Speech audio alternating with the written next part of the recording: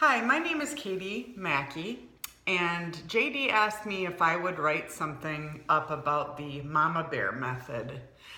And first thing I want to say is there would be no Mama Bear without Papa Bear. He is an equal partner in this and an incredible man. Also, I want to include my other children who, battled for their sister and went through a lot of stuff while we all fought anorexia in our house.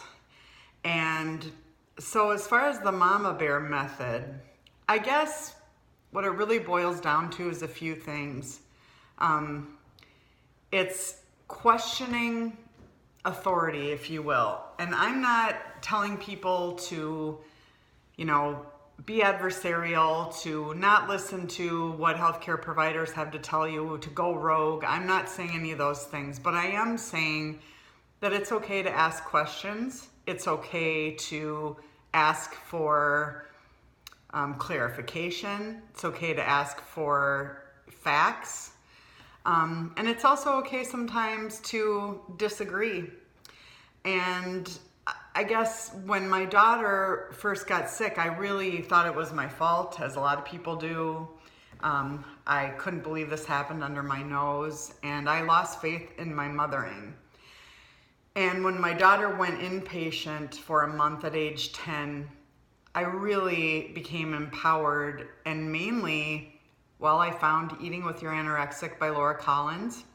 I read Brave Girl Eating by Harriet Brown. And another awesome mom in one of my support groups handed me a piece of paper with the Feast website on it. And I started to educate myself, and everything that was happening with my daughter's inpatient experience felt wrong in my gut. Things like giving her yoga as a reward for eating when she had a very, very, very severe exercise compulsion made no sense to me. Teaching my 10-year-old to argue with me about a meal plan, and so she'd say, "Mom, I already have 2 fats on the plate," and as I, grab a few extra pats of butter. So also she didn't gain weight very rapidly at all, and the dietitians were really scratching their heads that she wasn't gaining on 2,800 calories, and she got very hypermetabolic for a long time. And I was banging my head against the wall to get them to up her calories and up her fats, and inevitably we ended up taking her home, and we put more weight on her in the first 10 days at home than they did in the entire month there, just by throwing out the meal plan and feeding her like my grandma fed all the men who worked on their farm in 1950. Bread, butter, cream, pasta, food, homemade food. Anyway, I think you gotta follow your gut. I think you have to become empowered to really view ED as a separate thing from your child that's trying to kill your child. You need to learn how to speak that eating disorder language. My daughter would do things like, we'd go out to eat and she'd say, "Anything but fries, Mom." That meant, I want fries. My eating disorder won't let me have fries. Please require me to eat fries. So the eating disorder could always blame me. And as JD says, you have to get that full metal apron on and just let everything bounce off of you and not take it personally, because it's not your kid, it's the eating disorder. So that's really important.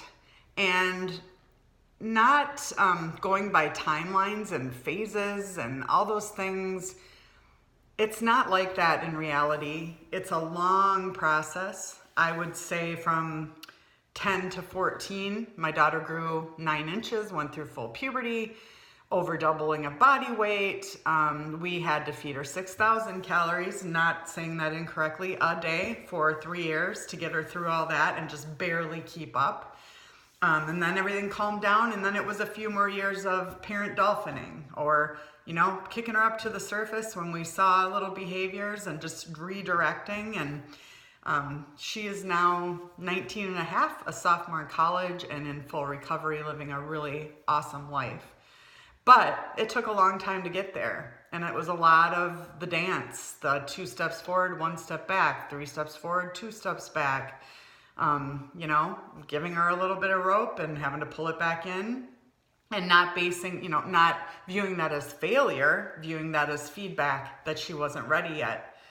I think that in the ED world, the process is rushed too fast. Weights are set too low. I think those 2 things are very much why eating disorders don't have a higher success rate in recovery, and why people end up having to go back and back and back through the revolving door of treatment. Because, and it's not a parent's fault.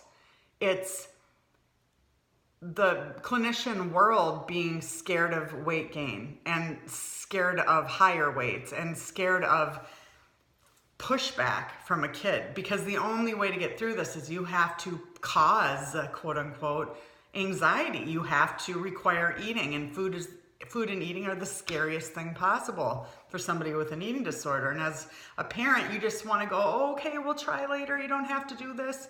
But you can't, because food is their medicine, and you wouldn't do that with chemotherapy. It's no different with an eating disorder.